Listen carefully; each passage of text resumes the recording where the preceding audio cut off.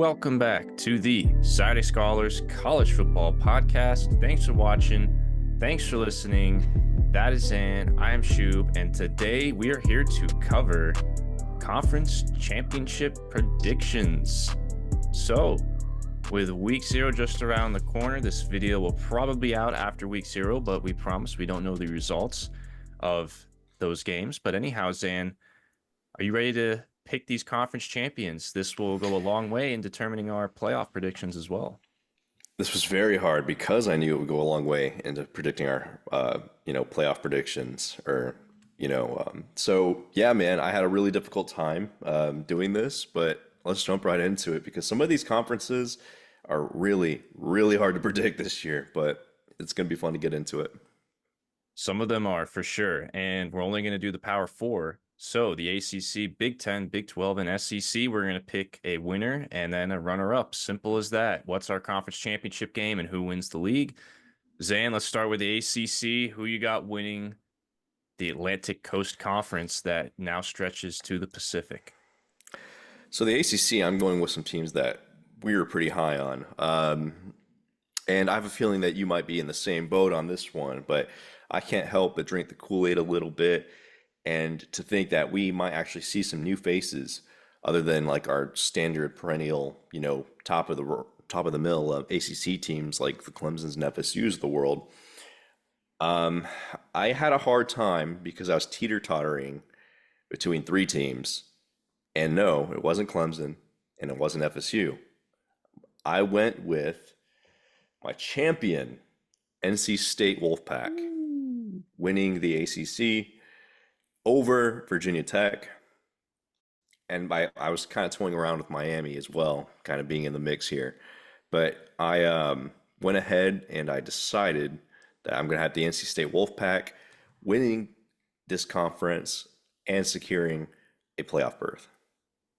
I like it. Grayson McCall coming to the Power 5. You got a lot of returners coming back. Kevin Concepcion, good receiver there. They got some talent, man. And the defense, they do lose some good players, but the defense under Dave Doran usually doesn't really skip a beat. I like it, man. This could be a breakout year for the Pack.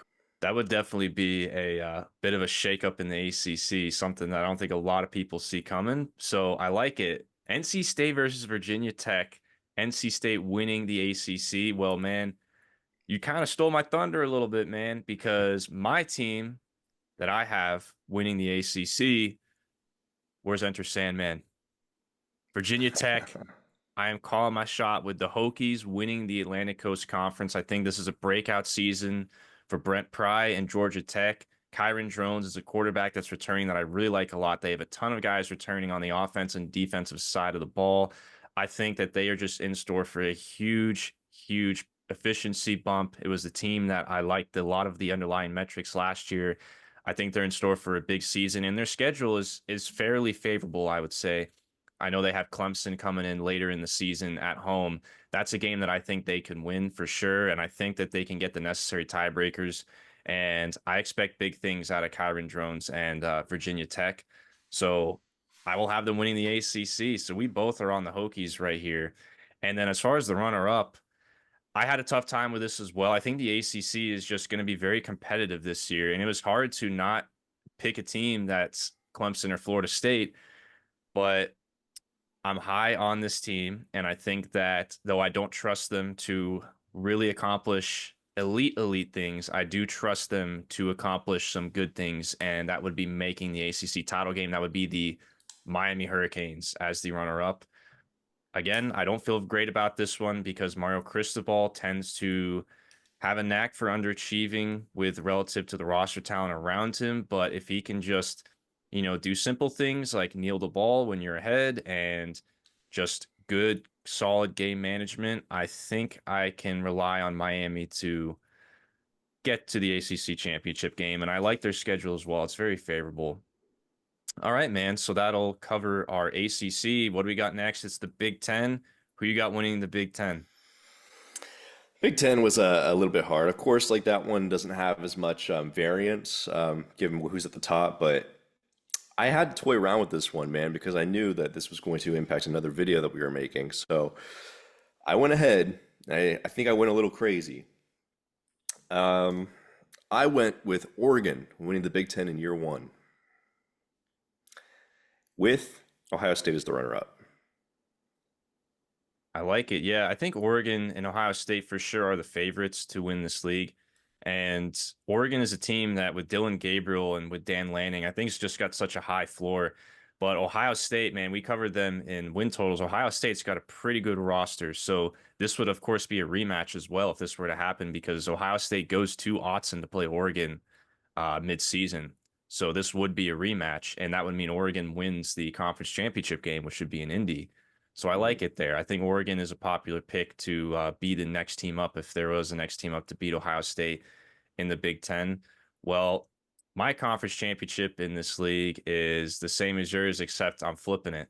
No surprise there. I'm pretty high on Ohio State, so I got Ohio State winning the Big Ten. I think they are arguably the best team in the country, if not the second best team to Georgia. I kind of think it's 1A, 1B with Ohio State and Georgia. And I think that they will win the Big Ten despite having to play Oregon, Michigan, and Penn State. They have to play all the big three. And like we said on win totals, pretty good chance that if Ohio State makes the championship, it will be in a rematch against one of those three teams. So this will be Ohio State's second time, their second chance at getting to beat one of these teams in the Big Ten championship. So that will mean a lot of reps for the Buckeyes. All right, the Big 12. Now this conference is fairly wide open compared to some others. This one I think is where you kind of have a tough time. You kind of got to look at schedules. What do you got on the Big 12, man? Uh, if I'm being honest with you, Shub, the Big 12 and the SEC are two conferences I had to stare at for a good minute before landing on something.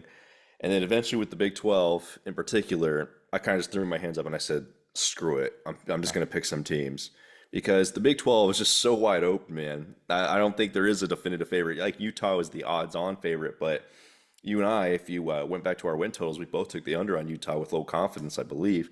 Um, this is tough, man. And ultimately, I decided to go with a matchup of tiebreakers and one team playing at home versus another team not playing at home to decide this tiebreaker, which obviously this is a very low confidence prediction. But give me the Kansas State Wildcats winning the Big 12. I really like Avery Johnson's season and over the Oklahoma State Cowboys.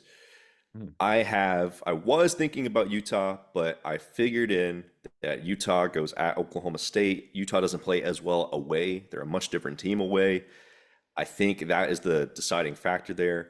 I'm going to go with the Pokes. But who knows, man? With the Big 12, there's like 7, 8, 9 teams that could end up in this conference championship game.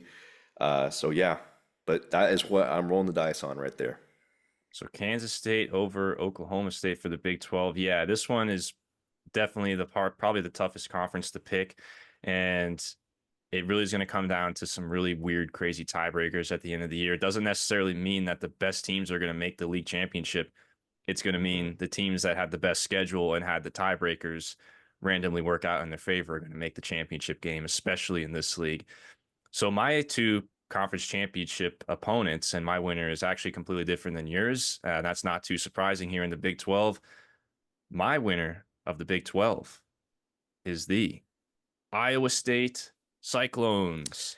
So you know, Calling my Shub, shot here with the Cyclones. It is a breakout season for Matt Campbell, Rocco Becht at quarterback. Calling it right here, man. This is Iowa State's season. They finally break through. well, you know, Shub, I actually knew you were going to pick Iowa State. That's why I kept them out of my predictions because there is so much variance in the Big 12 because I knew you're so high on them. And yes, I do like Iowa State as well. I could totally see them going home and taking the cake. But Iowa State hasn't really done that under Matt Campbell. So we'll see if they can do it this year. But ultimately, man, I wanted some variance, so I went the other direction. Hey, don't let what you think I'm gonna do influence your picks, but I do like that we do have some I'm doing it. history I'm doing here. it for the people, man. You're doing it for the people. I like it. Well, I went a little bit more conservative here with my runner up, and my runner up is going to be Utah. And if you listen to us in win totals, which that vid will be out soon on the channel, not quite as high on Utah as everyone else. I think a lot of people are kind of throwing in or penciling in Utah as sort of like a slam dunk to win the Big 12 or play for the title game. I don't see it that way. But because of Utah's schedule, they got one of the lighter Big 12 conference draws. I think because of their schedule and the fact that they have a 25-year-old quarterback in Cam Rising and Keithy returning and that defensive acumen, it's kind of hard not to pencil in Utah here, at least to play for the championship when the schedule sets up so favorably for them. I think that they will make the Big 12 championship game, but I don't necessarily think that they are a rung above any other team that I think is competing for the Big 12 championship. And that's why I have them losing to Iowa State here in what would be a rematch, a late season regular seat rematch in the Big 12 championship. So there you go. Kansas State and Iowa State we have as the champions of this league, the Farmageddon. So I like it, man. All right. Last but not least, the SEC. Zan, who do you got winning the SEC? This is another one I had a really difficult time with, Shoob. I'm looking at my notes over here, and I teeter-tottered so many times with this. But ultimately, I just decided to go with the two teams I think are the best in the league this year. And I've got Georgia winning the SEC over Texas. Texas getting a really good first-year push despite having a little bit of a tough draw. Well, I wouldn't even say that tough of a draw. I think it's pretty favorable for Texas being in year one, given the circumstances of the actual quality of the SEC this year, very deep. But this can be a lot of different teams, man. I was toying around with so many different options. I was toying around with potentially Ole Miss sneaking in there, Alabama sneaking in there, maybe even Missouri. Um, but ultimately, I just decided, hey, I'm going to go with the two teams I think are the best on paper. I'm going to go with Georgia over Texas. But yeah, man, I mean, the SEC is a little open this year, and it's actually going to be some exciting football to watch. So I would agree. I think you could say that about the ACC, Big 12, and SEC. I think all three of those conferences are fairly open, at least at the top. And yeah, these two are the favorites to win the SEC, Georgia and Texas. And this would be a regular season rematch as well. I believe Georgia has to go to Austin late in the season. So this would be interesting. So my champion is going to be the same as yours. However, I'm actually not confident in this. And that's because Georgia has a tough schedule. And I could totally see a world where Georgia probably is the best team in the SEC at it the end of doesn't the make year, it. but they don't make the championship game because they kind of get screwed over with a tough schedule, or maybe they have the wrong tiebreaker go against them. Again, we can't stress this enough. This will kind of rear its ugly head. There are going to Not playing be everybody. Yep. teams that get screwed over by tiebreakers. It is just how it's going to be, and that we can't reiterate it enough. There is going to be seasons where the best teams do not make the championships. It is going to happen Mhm. based on the new format. But I think it's pretty safe to say Georgia can even withstand that brutal schedule and still plow their way to the SEC championship game and win it. I just have a lot of confidence in them. And my runner up is not going to be Texas, though I did consider Texas. My runner up is going to be the Ole Miss Rebels.